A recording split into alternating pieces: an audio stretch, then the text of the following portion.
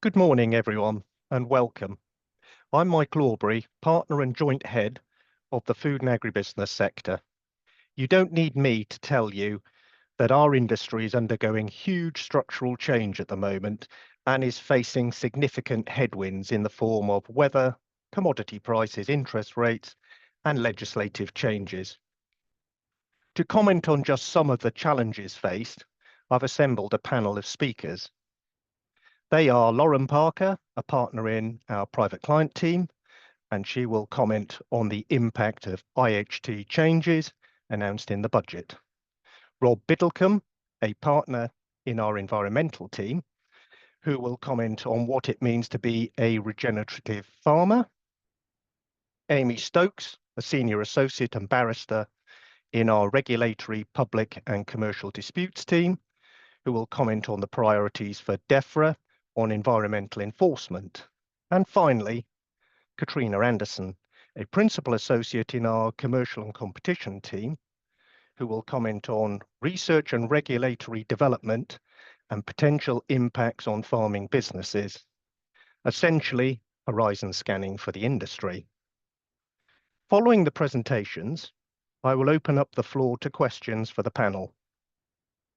Please do raise any questions you have in the questions and answers box, which will be monitored throughout this webinar. The panel will then endeavour to answer those questions. However, if we don't have time for all of the questions, a summary will be circulated dealing with those questions along with a copy of this webinar. Could I also please ask everyone to complete the feedback forms, as that helps us shape the future topics for these webinars. And at this point, I'm now going to hand over to Lauren to give us a brief view on the impacts of the IHT changes announced in the budget. Lauren. Thank you, Michael. Well, I don't think any of you are going to miss the government announcement that it's planning to reform agricultural property relief and business property relief from the 6th of April 2026. So at the moment, you're probably aware that relief applies to agricultural property and certain businesses or interests in businesses at a rate of 50% or 100%. And indeed, many clients have spent the last decade or so undertaking restructuring to maximise the availability of relief at 100%. So with effect from the 6th of April 2026, relief at that rate of 100% is only going to be available on the first £1 million of combined agricultural and business property. And once that allowance is exceeded, the maximum rate of relief is going to be 50%. The detailed policy paper that was issued just after the budget has confirmed that any unused part of that £1 million allowance is not going to be transferable between spouses. And that £1 million allowance is going to apply after April 2026 in 3 scenarios. So property in a person's estate on death, although at the moment it's unclear whether that's going to include trust assets which are deemed to be in that individual's estate. Those trusts may just have their own £1 million allowance. It will also apply to gifts made to individuals on or after budget day and in the 7 years before death, where that death is then occurring on or after the 6th of April 26. And the £1 million allowance will also apply to lifetime chargeable transfers, so effectively gifts that are made into trust. Although again, the policy paper lacks detail in that it hasn't made it clear whether that £1 million allowance on transfers to trust arises only in relation to transfers made after 30th of October 24 or 6th of April 26. And in relation to that policy detail that we're lacking, there is going to be a consultation early in the new year, and we hope to see draft legislation sort of around spring next year. So hopefully some of these points will become a little clearer. In relation to what we refer to as relevant property trusts, so these are trusts where you have a 10-yearly exit charge. Those trusts, whether created before or after budget day, should have their own £1 million allowance. The distinction in relation to trust created after budget day is that if an individual has created one or more trusts, then that £1 million allowance is going to be spread across all of those trusts. So what planning options remain available to clients in the light of these fairly significant changes? Well, as I say, until draft legislation is published, there is a lack of clarity around some of the more technical detail. But we do think it's worth giving some thought to various options. So the first of these is whether or not gifts of assets can be made to the next generation with a view to then surviving 7 years from making that gift, in which case it would fall out of account for inheritance tax. Now, that's not going to be a viable option for everyone, but it's certainly worth considering. In making a gift of those assets, the individual would lose the ability to benefit from a capital gains tax rebasing on their death. But since many farms and estates are retained for future generations, that often isn't a significant issue in practice. And if assets do need to be sold or a decision is just made to sell them and capital gains tax is payable, then the proceeds of sale will obviously be available from which to then pay that tax. Now, the main downside of one of the main downsides of giving assets away is that the individual making that gift can't continue to benefit from the assets that have been given away. So they can't, for example, continue to receive the income unless they're providing what we refer to as full consideration. So if they were to give a house away and wanted to carry on living in it, they would need to be paying a full market rent for that occupation to avoid the value of the asset still being in their estate for inheritance tax. And again, that can be problematic with farms and estates, which tend to be asset rich and cash poor. And so a balance needs to be struck between looking at making some IHT savings, but also ensuring that the individual making those gifts has enough cash from which to continue living. What about other options? Well, I would say where there are existing trusts that were created before Budget Day, those should be, and they own assets that qualify for relief at the rate of 100%. Those trusts should be retained for the time being because we think they may, well, certainly in relation to relevant property trusts, will have their own £1 million allowance, and for other types of trusts may have that £1 million allowance once we see the detail. So I would just avoid taking any action in relation to those for the time being. What about new trusts? Well, those are certainly an option. And we think there is a window of opportunity before 6th of April 2026 to put assets currently qualifying for 100% relief into a new trust or trusts. And whilst those assets, once they're in those trusts, are going to be subject to 10-year and exit charges, your maximum effective rate of inheritance tax is only going to be 3% as opposed to 20% if it remains in your estate.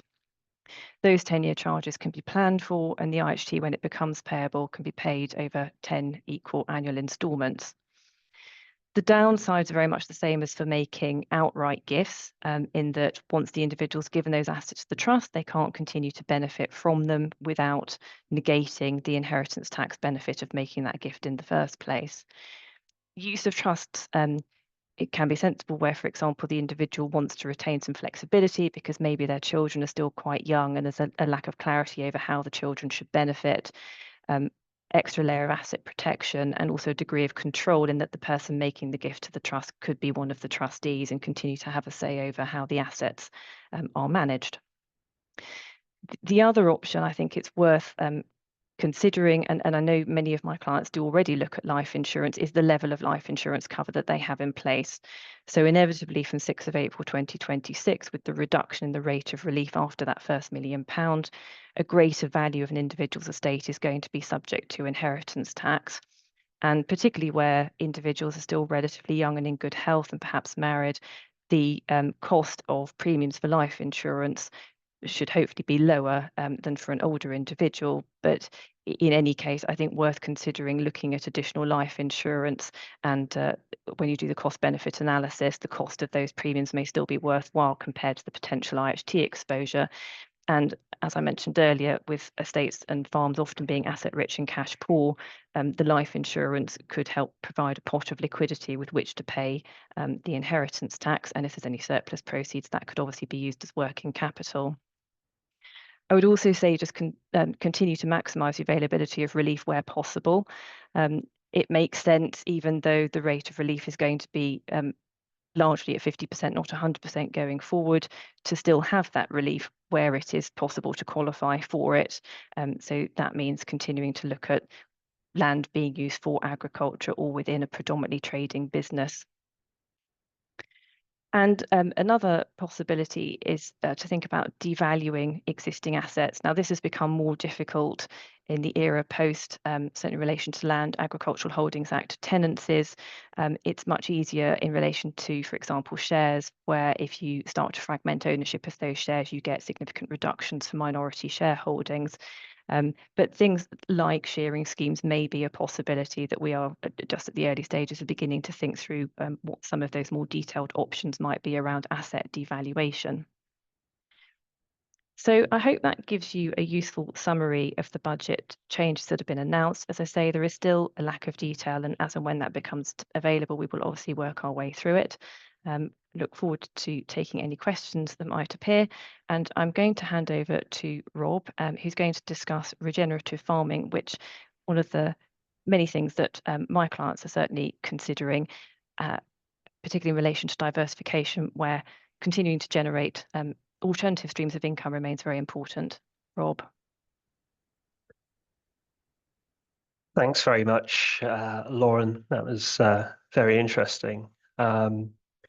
So just maybe sticking with the budget to begin with, the farming budget essentially remains static at £2.4 billion for England in 2025-2026. And of this, there's an intention that about 1.8 billion will be spent on environmental land management schemes, ELM, with the remainder on productivity schemes and final dealing payments. Increasingly, though, individual farms as well as larger portfolios are being asked for information on carbon and climate risk from customers and suppliers who are reporting against TCFD, Task Force for Climate-Related Financial Disclosure Metrics. The new Task Force for Nature-Related Financial Disclosure Metrics, such as the amount of input sourced from regenerative systems, will undoubtedly lead more businesses to seek to source from this type of farming system. Last April, the Advertising Standards Authority published research into environmental claims in food and drink advertising, which identified a trend towards regenerative farming claims. The ASA undertook to consult with industry and other partners on the issue and to provide guidance on regenerative farming. That guidance has just been published on the 7th of November. And if you tuned into BBC Radio 4's Farming Today programme a couple of weeks ago, you might have heard Nikki Baker of the ASA discussing the new guidance. The ASA believes that the average consumer's understanding of the term regenerative farming is relatively low. And she talked about the guidance as establishing guardrails, which would first prevent consumers from potentially being misled by the term, but also to help businesses to talk about their efforts with confidence and in a way that complies with advertising laws. So what does the new guidance say? Well, there's no official legal definition of regenerative farming, and indeed the ASA that it is not for the ASA to provide one.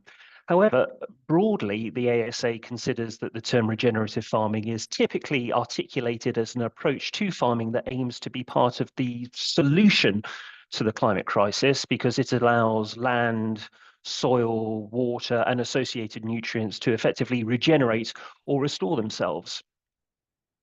It typically involves a mix of some of the following actions. So, for example, limiting soil disturbance, maintaining year-round soil cover, promoting biodiversity and crop rotation, keeping living roots in the soil, and integrating livestock and arable systems.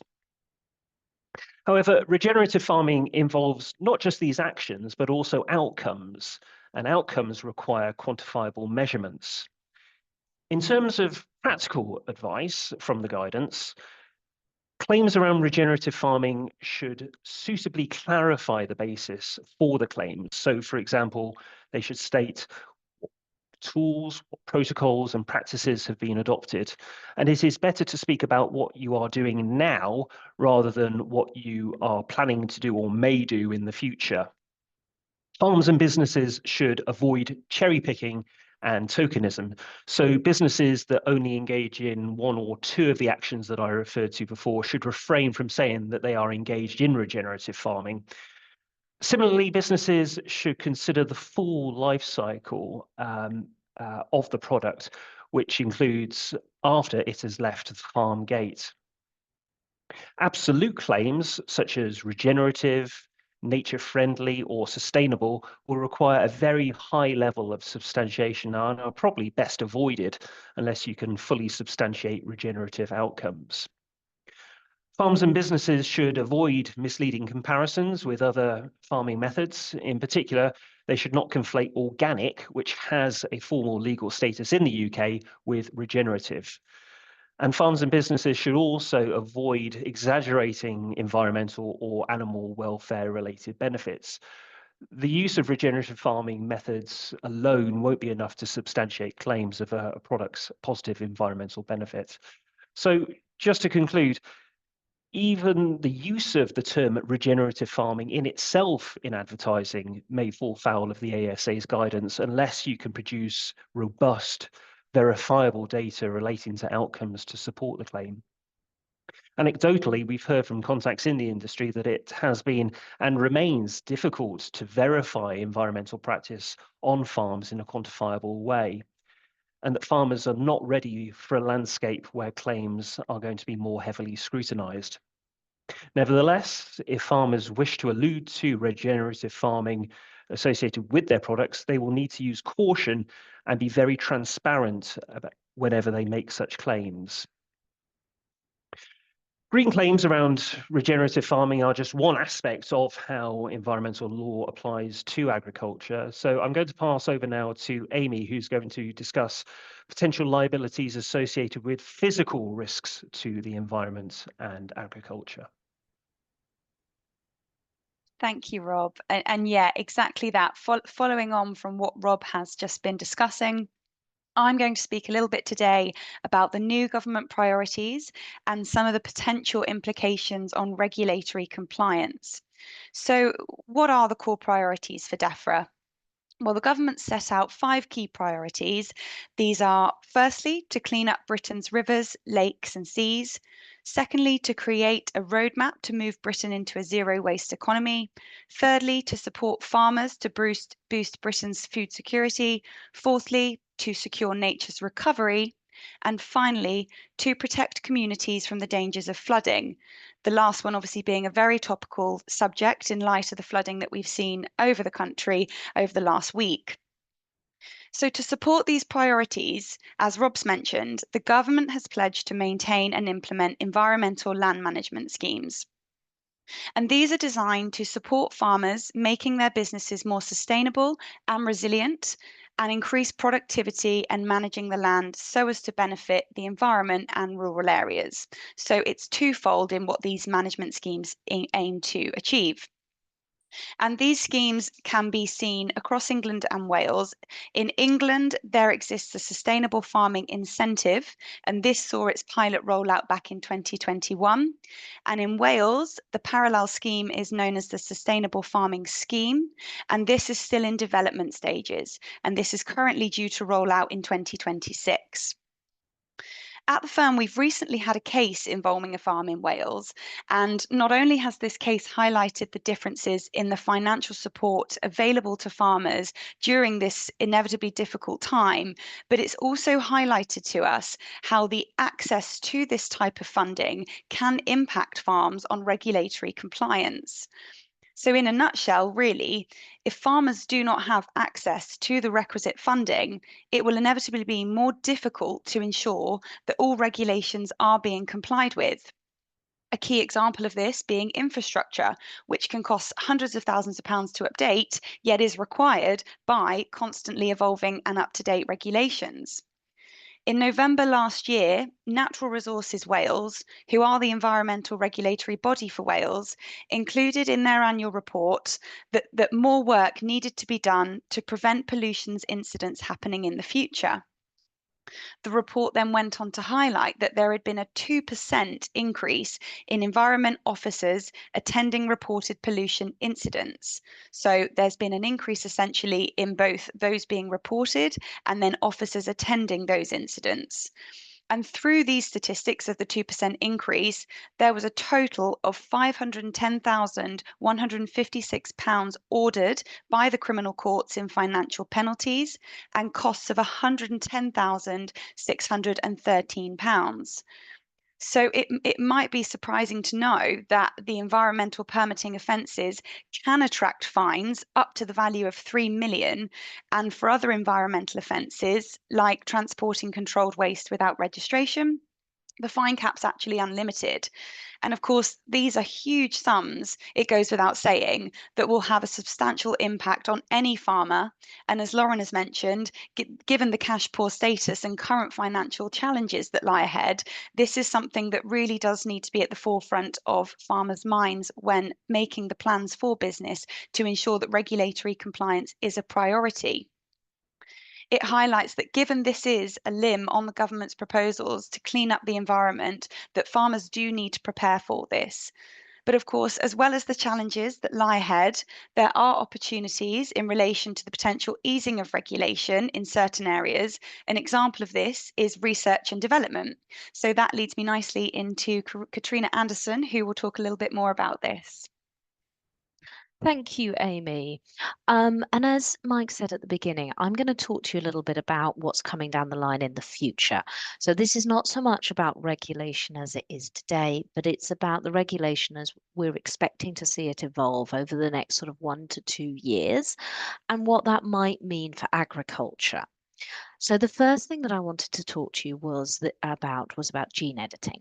Now, gene editing is conceptually where you are taking a plant, most likely a crop, and you are using biotech to edit the genes. So using very high end technology to edit the genes, but fundamentally in a way that could have been achieved through precision as through selective natural breeding in the way that you would have traditionally done it. But the point is precision breeding allows you to do that a lot faster, which means that there is an opportunity to make those changes faster, to do things like make crops which perhaps don't need as much fertilizer or are more resistant to climate change, or perhaps have additional benefits when they are turned into food, maybe certain, additional vitamins or such like. Which means that they could be sold at a premium in the food market. And the key point here is this is distinct from GMO.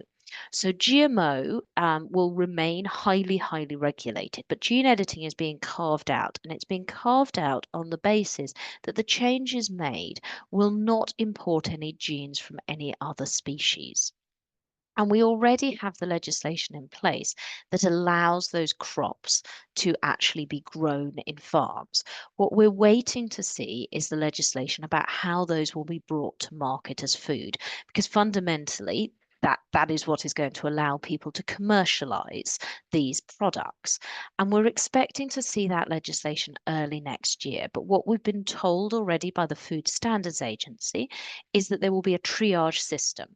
So, depending on some answers to important questions around safety and about the history of human consumption of that particular crop and that species of crop, you may be able to go through a much lighter touch regime than would be normal or typical under the current GMO regime, which is how these foods are currently regulated. And that means that those products can be brought to market pretty much immediately, like any other crop, and sold as a food, subject to some very minimal compliance obligations, including putting them on a public register. Now, it is important to point out that this is England only legislation. So the position is more complex in Scotland, and I'm not going to go into details about that. But if you have an interest in looking into this, if you're thinking that actually gene editing is an interesting way for you to, bring new products to market or sell on those products to food manufacturers, either because they're more sustainable due to the lack of pesticides, then do come and talk to us about what that means in Scotland, because it is a complex area. But in principle, this in the future should allow farmers to sell crops which are more profitable, either because they don't need as much fertilizer or such like, or they can be sold as a premium because they have additional benefits when they're made into foods. The other big change that we're seeing in terms of foods being brought to market, which will touch on agriculture, is the Food Standards Agency has a big initiative at the moment where it is trying to make what's called the regulated products approval process a lot slicker and faster. So the process that we created post-Brexit for approvals of certain types of foods has been incredibly slow and torturous. And the sorts of foods that we're talking about are things that are novel.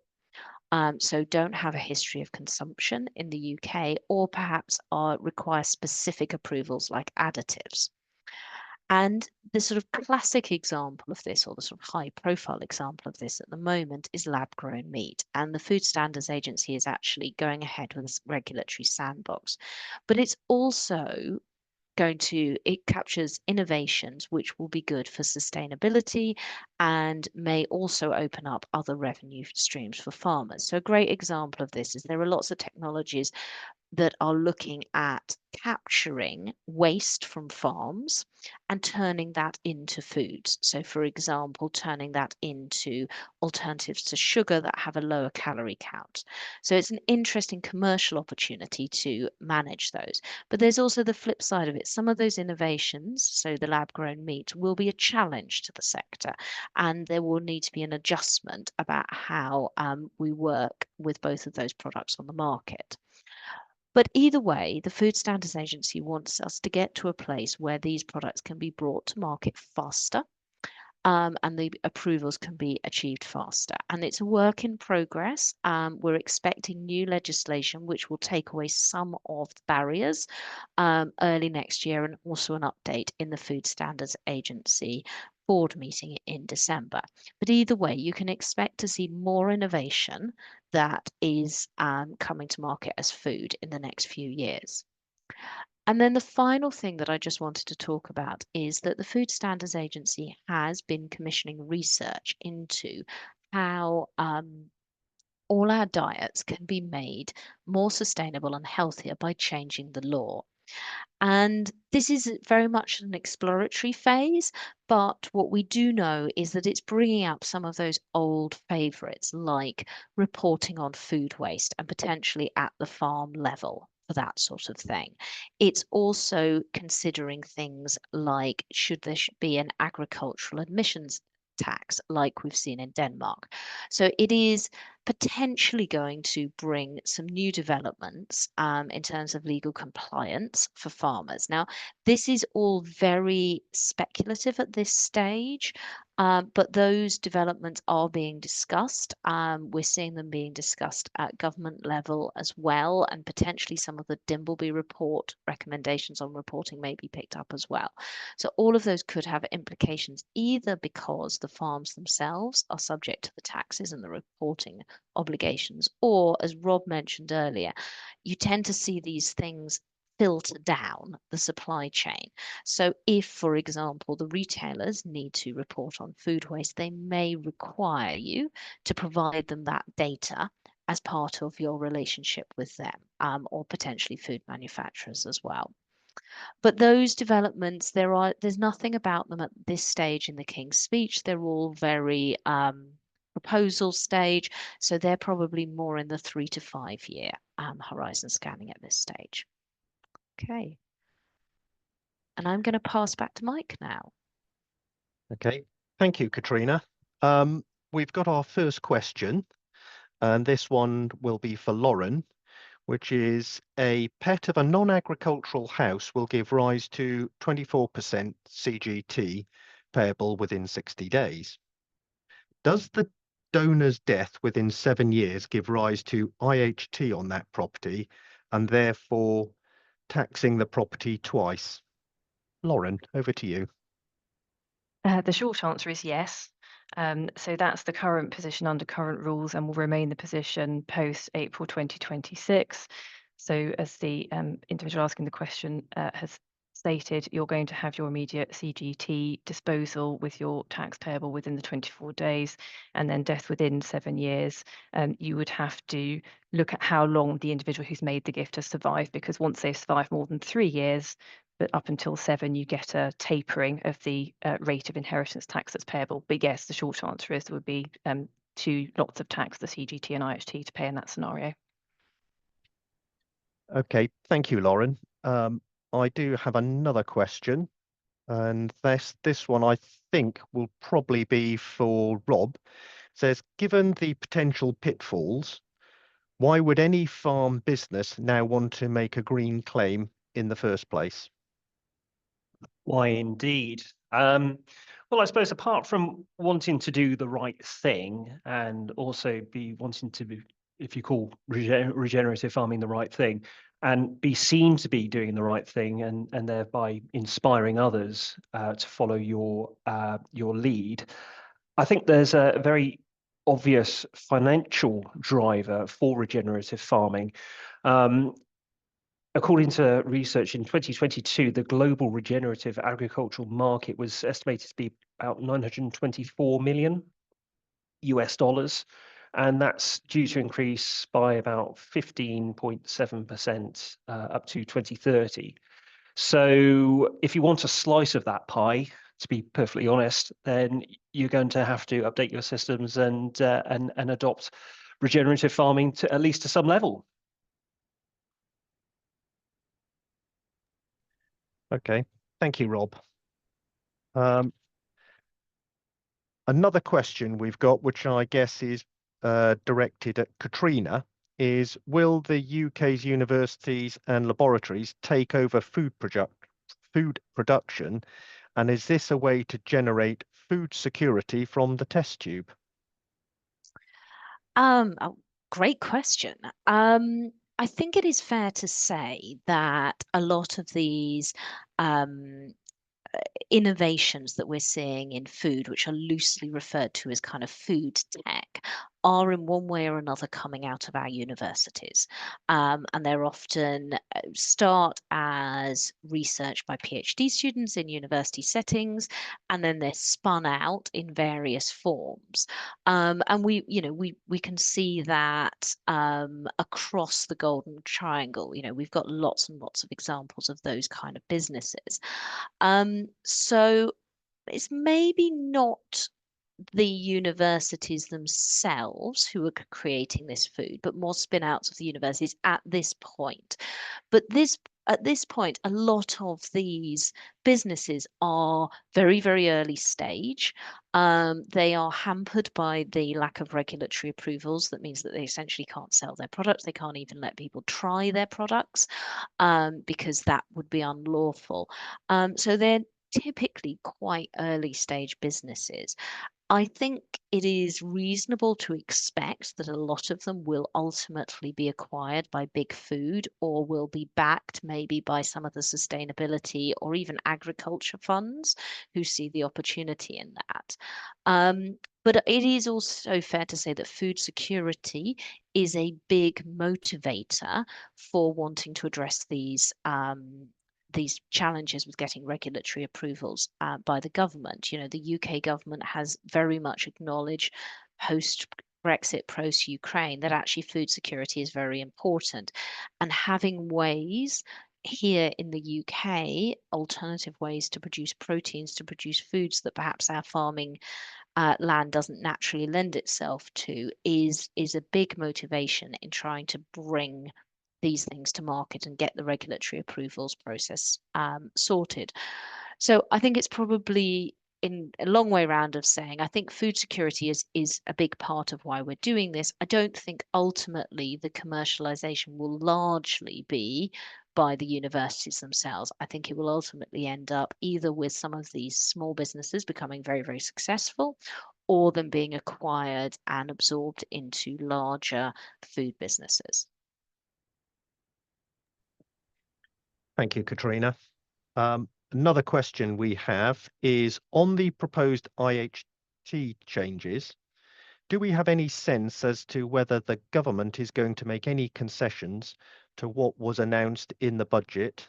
If so, what might they be? And I guess that's for Lauren.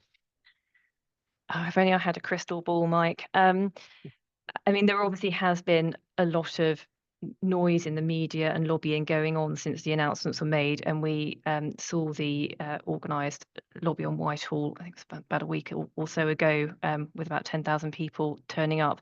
So there is certainly pressure being exerted on government, and I believe from reading the press that Tom Bradshaw's as to the impact this is going to have and whether there might be some room for change. I mean, I've probably heard as much as anyone else has in that this has been bouncing around on all sorts of news and social media channels. Possible options might be an increase in the allowance from £1 million per person to a higher figure. I can't see the government wanting to do a complete U-turn, so that might be somewhere between 1 million and 5 million. I don't think it's going to go above that. The possibility of that being transferable between spouses may be revisited. And there's also been a suggestion that where you have particularly elderly farmers, perhaps the age that's been bounced around is over 80, they could make gifts now with the benefit of 100% relief and do that sort of completely within the new regime. So even if they were to die within 7 years, but after April 2026 on a retesting of IHT, they would still get the benefit of the 100% relief. So I suspect those are the options that are most likely to be looked at. How likely it is that the government will choose to adopt any one or more of them remains to be seen.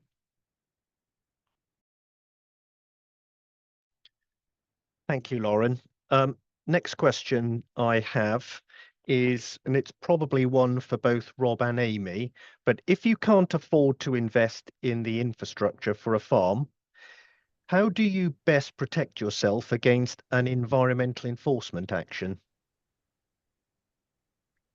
Well, So, I would say there's several things that you can do on this front. Obviously, the schemes themselves are designed to help you be able to afford the required updates for your farm to ensure regulatory compliance. So I think the first thing is to actually make sure you are really aware of what these schemes have to offer and what funds and grants are available for the farm to obviously implement these updates, because it's I think the aim, I don't know if it's fair to say, Rob, but the aim of these schemes and grants is to ensure farmers are able to comply with the regulations and are able to continue farming. And so the first bit of advice I would say is to look at those schemes, understand those schemes, and obviously where you can apply.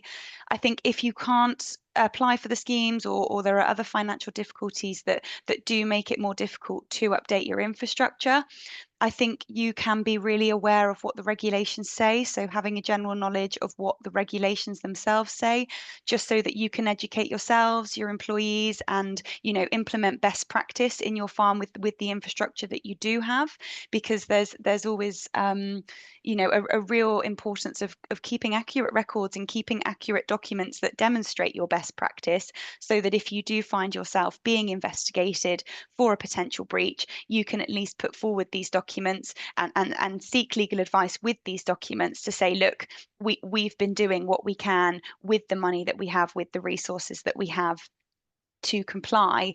And the other thing I would also recommend, which I've seen recently with a client, is to reach out to local charities and environmental groups as well. So there's a lot of work being done to restore the environment by a variety of charities. Some specialize in canals, waterways, others in trees, etc. So working collaboratively with local groups and charities is also another way that you can seek to both, I would say, educate yourselves on the regulation, and also show that you are, actively trying to support DEFRA's obligations and commitments to improving the environment. Yeah, I would go along with that as well. Everything you've said there, Amy, I think that you make a very good point that the regulators, first and foremost, want businesses and farms to comply proactively. And I think, just to build on what you've said, I think it's a question of making sure that you understand the particular risks associated with your business and your farm, and carrying out an assessment of that to identify where those particular risks to the environment are based, whether you've got particular risk associated with surface water or nitrates, or whatever it may be. It's carrying out that proactive exercise to understand where your particular pinch points are, and then working out from that and taking steps to address those on a priority basis. So yeah. thank you, Rob. Next question I've got is, if IHT is paid on my pension and on my wife's death, can the balance be used to pay any IHT on my other legacies without any further? charge? That's for Lauren. Yeah, so from 6th of April 2027, pensions are themselves going to be subject to inheritance tax, which up until that date will not have been the case. So the pension fund itself would need to bear inheritance tax that the pension provider would be responsible for paying. And then if the net funds after payment to that IHT are required to pay IHT on other assets or legacies, those funds could be withdrawn from the pension. But if the individual who was drawing on that pension was over the age of 75, then your beneficiaries on drawing that money out are going to have to pay income tax on the pension drawdown, as it were, to then be able to pay the inheritance tax. So the effective rate of tax in that scenario can become quite high, and the figures are to be somewhere over 60%. So yes, it can be done, not necessarily post 2027 the most tax efficient mechanism. Okay, thank you, Lauren. Another question we've got here for Katrina is, should farmers be wary of gene-edited crops given public concern with GMOs a few years back? It's a good question. I think that the concern we had a few years ago, which was when GMO was first coming on the market, was at a time when this kind of technology was brand new.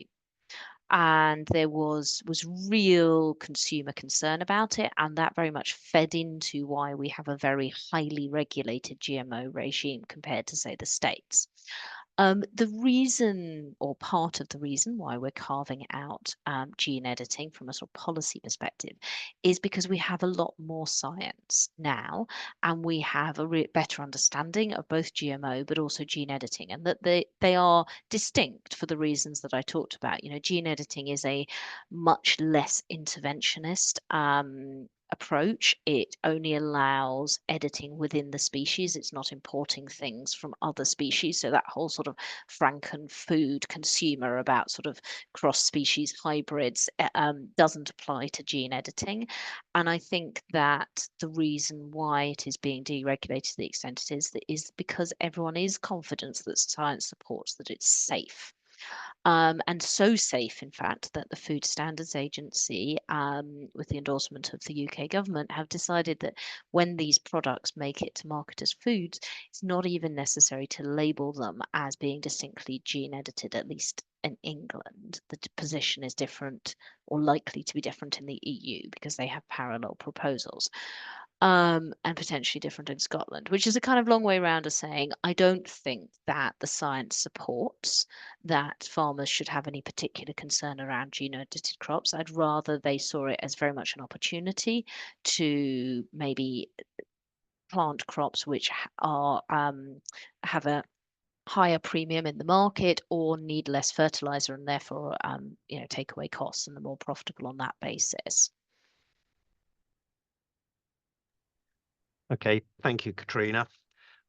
We have another question, again for Lauren. If you are looking at devaluing the land, could internal tenancy arrangements be set up between existing trusts or individuals?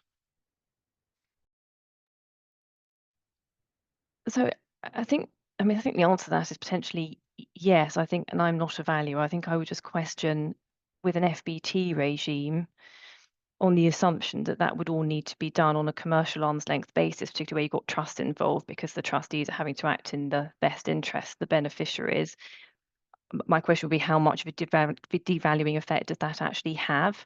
Now, the answer may be that it does have some, and it's therefore worth looking at. It's not a conversation I've had at length yet with any valuers, but I would certainly welcome a discussion about it. So yes, that may be an option. Okay, thank you, Lauren. Another question for Rob this time. What would be the consequences if you breached the guidance around being a regenerative farmer? Could you be fined? Unlike other regulators in the green claims space, such as the Competition and Markets Authority. The ASA doesn't have as such a power to fine, but they do have other powers which are relatively significant. So, for example, if they find that you have made a claim which breaches their guidance or their codes, then they can publicize their decision that they have found you in breach, and that can obviously have an impact on reputation, a business's reputation, business's brand. The ASA can also, for example, require that an advertisement is pulled, or that it is not run again, or that if it is run again, it has to be amended. And that can have consequences in itself, because if you spent tens or even hundreds of thousands of pounds on an advertising campaign, you may have to spend even more to have it amended. So if you're a food brand or a food company and you've claimed that your products are sourced from regenerative farming, and it turns out that that's not entirely true, then obviously that's going to disrupt the relationship and put it under quite significant strain, the relationship between the food company and the farm where it was sourced from. So we've talked about supply chains. I think it's that supply chain issue where it could really come back and bite individual farmers. Could I also just make a couple of comments as well? Because I'm currently dealing with some of these greenwashing investigations, and what Rob said is absolutely right about the ASA's power. But I think the other things you need to factor in is it's the nature of the investigation. So these. Any investigation by a regulator will require significant business resources. It will probably incur you legal fees to support you through that process. And these greenwashing investigations by the ASA are not your typical ASA investigation. You know, typically an ASA investigation, I mean, even a complex investigation, they're supposed to resolve within 120 days. I'm dealing with ones at the moment that are going on over a year, and that's a year's worth of business disruption. It's a year's worth of legal fees. It's a year's worth of uncertainty about what you can say. But the other thing is, it's not just the ASA that's investigating these kind of claims at the moment. The CMA is also looking at green claims, and their investigations typically are rather more onerous than ASA investigations, go on even longer. They've just closed their second greenwashing investigation. We don't know what sector they're going to look at next, but it has been suggested it could be food and beverage, and that would really shine a spotlight on regenerative farming claims, but also other green claims. And a final point, if they get really annoyed with you, by the way, but the CMA can actually criminally prosecute, and as from April next year, they'll have the power to levy a civil fine of up to 10%. And the ASA can also refer you from prosecution, which is, again, criminal prosecution with an unlimited fine. So fine's not likely, but it's not impossible for regenerative farming claims. But I think the costs, as Rob say, are usually more around dealing with the investigation and also the consequences for your advertising, both having to pull it down and worse still, maybe if you put on packaging as well, that can be very costly. Yeah, I think very often it's said that the process is the punishment, and I think that's very true Yes. for green claims investigations, because of the amount of time, effort, and expense which is tied up within them. Absolutely. That's certainly been my experience with them, and I know it's been yours as well.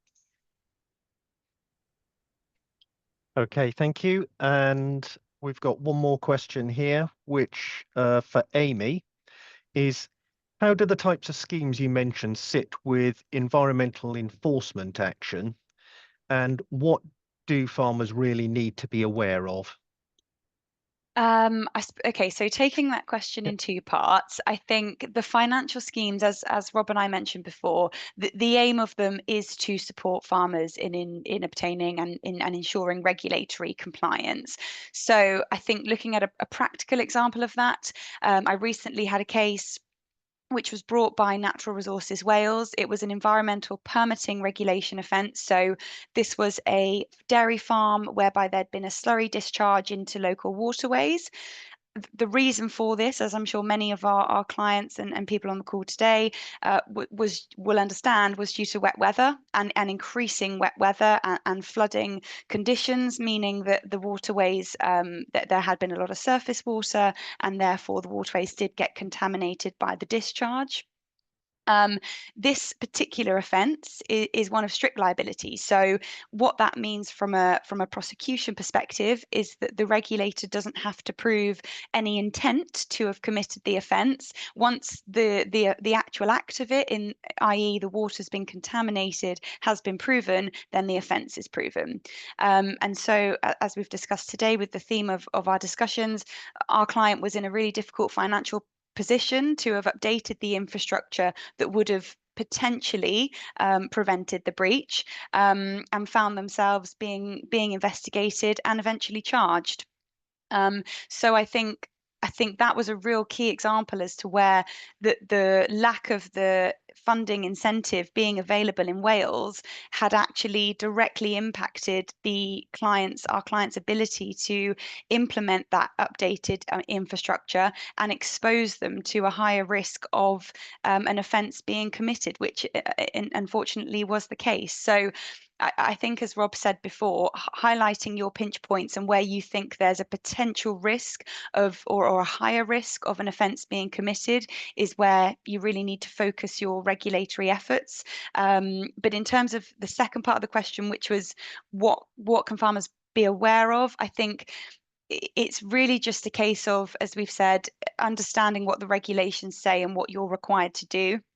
I think also looking at your insurance policies to check that these do cover these types of situations. So it is quite common that there will be cover for legal representation during an enforcement investigation.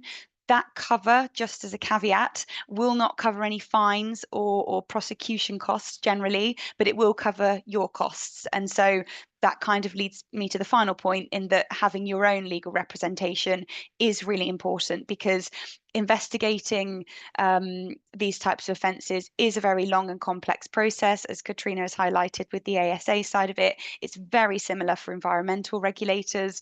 The investigation can take months, if not years, and it's really important that you instruct legal representatives to assist you from the very, very start of that investigation, because there are different types of enforcement action that can arise from an offence. Some of those don't necessarily mean a charge or a prosecution will be brought. So they're diverting it away from that into other forms of regulatory compliance that prevents the need for there to be a subsequent prosecution. So I guess I would just really highlight to those on the call to check your insurance, and also make sure that you've got a legal representative that you can trust and that you want to instruct should you find yourself being investigated for an environmental offence.